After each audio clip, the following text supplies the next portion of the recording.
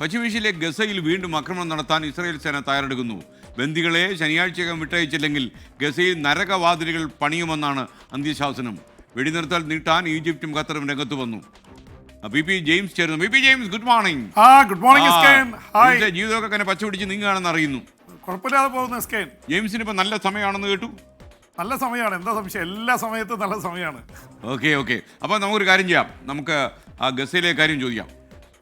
എസ്കേൻ, ഒരുപക്ഷെ പശ്ചിമേഷ്യയെ ആശങ്കയുടെ മുൾമുനയിൽ നിർത്തിയാണ് ഇപ്പോൾ ഈ മണിക്കൂറുകൾ കടന്നു പോകുന്നത്. കാരണം ഈ ശനിയാഴ്ചക്കകം ഇസ്രായേലി ബന്ദികളെ വിട്ടയക്കാനുള്ളവരെ കൂടി വിട്ടയച്ചില്ലെങ്കിൽ ഒരു ഓൾ ഔട്ട് വാറിന് തയ്യാറെടുക്കൂ എന്ന മുന്നറിയിപ്പ് നൽകിയിരിക്കുകയാണ് ഇസ്രായേലിൻ്റെ പ്രതിരോധ മന്ത്രി ഇസ്രായേൽ കട്സ് ആണ് ആ മുന്നറിയിപ്പ് നൽകിയത്. അതിനു മുമ്പ് ഇസ്രായേൽ പ്രധാനമന്ത്രി ബെഞ്ചമിൻ നെതന്യാഹു ഇന്നലെ അങ്ങനെയുള്ളൊരു അന്ത്യശാസനം നൽകിയിരുന്നു.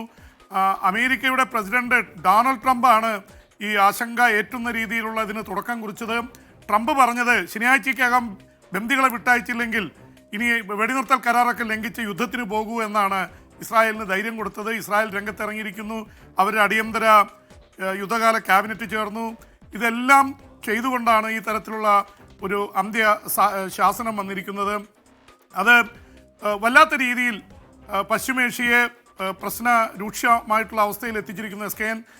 എന്തായാലും യുദ്ധം വീണ്ടും നടക്കുമെന്നുള്ള ഭീതി പരന്നിരിക്കുകയാണ്. കാരണം ഇസ്രായേൽ റിസർവ് സേനയെ മുഴുവൻ തിരിച്ചു വിളിച്ചു. ഇസ്രായേലി ടാങ്കുകൾ ഗസയുടെ അടുത്തേക്ക് നീങ്ങിക്കൊണ്ടിരിക്കുന്നു. ആ തരത്തിൽ ഇസ്രായേലിലൊരു യുദ്ധ നീക്കം നടക്കുന്നു. എന്ന് മാത്രമല്ല, ഇനി യുദ്ധം നടത്തിയാൽ ഇതുവരെ 15 ദിവസം നടന്ന യുദ്ധം പോലെ ആയിരിക്കില്ല എന്നാണ് ഇസ്രായേൽ പറയുന്നത്. ഹമാസിനെ തോൽപ്പിച്ച് ഗസ മൊത്തം കീഴടക്കിയ ശേഷം മാത്രമേ ഞങ്ങൾ പിൻവാങ്ങൂ എന്ന വലിയൊരു ഭീഷണി കൂടി മുഴക്കുന്നുണ്ട്. അപ്പോൾ ഇതിൻ്റെയൊക്കെ പശ്ചാത്തലത്തിലാണ് ഈ മധ്യസ്ഥരായിട്ടുള്ള ഈജിപ്തും അതുപോലെ തന്നെ ഖത്തറും അവസാന മണിക്കൂറുകളിലും ഒരു വെടിനിർത്തൽ കരാർ നീട്ടിക്കൊണ്ടുപോകാൻ ശ്രമിക്കുന്നത്. ഹമാസ് പറയുന്നത് വെടിനിർത്തൽ കരാർ ലംഘിച്ചുകൊണ്ട് വെസ്റ്റ് ബാങ്കിലും ഗസയിലൊക്കെ ഇസ്രായേൽ ഇപ്പോഴും ആക്രമണം നടത്തുന്നുണ്ട്, പലസ്തീനികളെ കൊലപ്പെടുത്തുന്നുണ്ട്. ഇതിൽ പ്രതിഷേധിച്ചാണ് ഇസ്രായേലി ബന്ദികളെ വിട്ടുകൊടുക്കാത്തത്. ഇനിയും കുറച്ചു പേരെ കൂടി വിട്ടുകൊടുക്കാനുണ്ട്. ഇസ്രായേലിൻ്റെ ഇതിൽ 76 പേരുണ്ട്. ഇതുവരെ 16 പേരെ വിട്ടുകൊടുത്തിട്ടുള്ളൂ. പക്ഷേ ഹമാസ് പറയുന്നത് ഇനി 33 പേരെ ജീവിച്ചിരിപ്പുള്ളൂ എന്ന് പറയുന്നു. എന്തായാലും പാലസ്തീൻ തടവുകാരെ വിട്ടുകൊടുക്കുന്നതും നിർത്തിവച്ചിരിക്കുകയാണ്. അപ്പോൾ വെടിനിർത്തൽ കരാറിൻ്റെ ലംഘനം രണ്ടു കൂട്ടരും നടത്തിയിരിക്കുന്നു.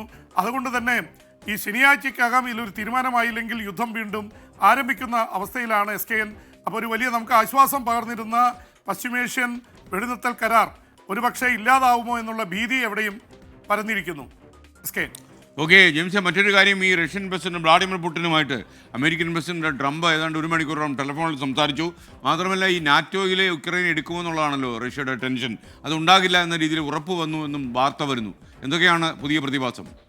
എസ്കേൻ, ഒരു ഭാഗത്ത് ഈ ഇസ്രായേലിനോട് പാലസ്തീനെ അല്ലെങ്കിൽ ഗസ പിടിച്ചടക്കിക്കോളൂ എന്ന് പറയുന്ന അതേ ഡൊണാൾഡ് ട്രംപ് തന്നെ ഇപ്പോഴത്തെ റഷ്യൻ പ്രസിഡന്റ് വ്ളാഡിമിർ പുടിനുമായി യുക്രൈൻ യുദ്ധം അവസാനിപ്പിക്കുന്നതിനെക്കുറിച്ചുള്ള ചർച്ച വളരെ സജീവമാക്കിയിരിക്കുന്നു. അതിൻ്റെ ഭാഗമായിട്ടാണ് 1 മണിക്കൂറാണ് ടെലിഫോൺ ചർച്ച നടത്തിയത്. ഒരുപക്ഷെ റഷ്യയ്ക്ക് ആശ്വാസം പകരുന്ന ചില നിലപാട് കൂടി ട്രംപ് എടുത്തതായി പറയുന്നു. കാരണം റഷ്യയുടെ ഏറ്റവും വലിയ ആശങ്ക തൊട്ടടുത്ത് കിടക്കുന്ന യുക്രൈൻ നാറ്റോയുടെ അംഗമായാൽ ഇനി നാറ്റോ ശക്തികൾ മുഴുവൻ ഏതാണ്ട് 30-ലേറെ വരുന്ന രാജ്യങ്ങൾ ഒരുമിച്ച് നിന്നുകൊണ്ട് റഷ്യയെ എതിർക്കും, റഷ്യയിലേക്ക് കൂടി അതിൻ്റെ അനുരണനങ്ങൾ ഉണ്ടാവുമെന്നുള്ള പേടി ഉണ്ടായിരുന്നു. അപ്പം നാറ്റോയിൽ അംഗമാക്കില്ല എന്നുള്ള ഉറപ്പ് ട്രംപ് കൊടുത്തു എന്നാണ് പറയുന്നത്. എന്തായാലും ഇതിനിടയിൽ ഉക്രൈൻ ഈ മണിക്കൂറുകളിൽ മുന്നേറ്റം നടത്തിയിരിക്കുകയാണ്. റഷ്യയുടെ പ്രദേശമായ കെർസ്കിൽ വലിയ രീതിയിലുള്ള ആക്രമണത്തിൽ 3-4 കിലോമീറ്റർ മുന്നേറിയിരിക്കുന്നു ഉക്രൈൻ സേന. അതുപോലെ തന്നെ കിഴക്കൻ ഉക്രൈനിൽ റഷ്യയുടെ അധീനതയുള്ള പ്രദേശങ്ങളിൽ ഡ്രോൺ ആക്രമണം നടത്തി റഷ്യയുടെ സൈനിക കേന്ദ്രങ്ങളിലും ആയുധ ഡെപ്പോകളിലും വലിയ നാശം വരുത്തിയിരിക്കുന്നു ഉക്രൈൻ സേന. റഷ്യ പതിവ് പോലെ ആക്രമണം നടത്തുന്നുണ്ട്. പക്ഷേ കെർസ്കിൽ 1300 കിലോമീറ്ററാണ് റഷ്യയ്ക്കുള്ളിൽ കയറി ഉക്രൈൻ സേന പിടിച്ചെടുത്തത്. അതിലെ പകുതിയോളം പ്രദേശങ്ങൾ വടക്കൻ കൊറിയൻ സേനയുമായി തിരിച്ചു പിടിച്ചു റഷ്യ.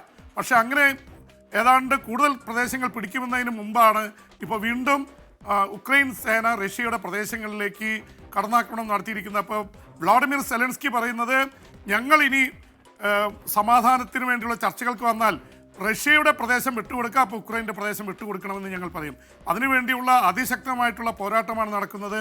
അമേരിക്കയുടെ ട്രംപ് കൈയൊഴിയുമ്പോൾ ഇപ്പുറത്തെ യൂറോപ്യൻ രാജ്യങ്ങൾ ഫ്രാൻസ്, ഇറ്റലി, ബ്രിട്ടൻ തുടങ്ങിയിട്ടുള്ള രാജ്യങ്ങൾ ഇപ്പോഴും ഉക്രൈന് ആയുധങ്ങൾ നൽകുന്നുണ്ട്. അതിൻ്റെ ഒരു ബലത്തിലാണ് ഉക്രൈൻ ഇപ്പോഴും പിടിച്ചു നിൽക്കുന്നത്. ട്രംപ് പുതുതായിട്ട് ആയുധങ്ങളൊന്നും കൊടുക്കാൻ അനുമതി നൽകിയിട്ടില്ല. ട്രംപിന് ഈ യുദ്ധം തീർക്കണമെന്നും ഒരു സോഫ്റ്റ് കോർണർ റഷ്യക്ക് അനുകൂലമായിട്ടുണ്ട്. കാരണം റഷ്യൻ പ്രസിഡന്റ് വ്ളാഡിമിർ പുടിനുമായി അമേരിക്കൻ പ്രസിഡന്റ് ഡൊണാൾഡ് ട്രംപിന് അത്യാവശ്യം നല്ലൊരു സോഫ്റ്റ് കോർണർ അവർ തമ്മിൽ വർക്കൗട്ട് ചെയ്യുന്നുണ്ട്, ഒരു കെമിസ്ട്രി ഉണ്ട്.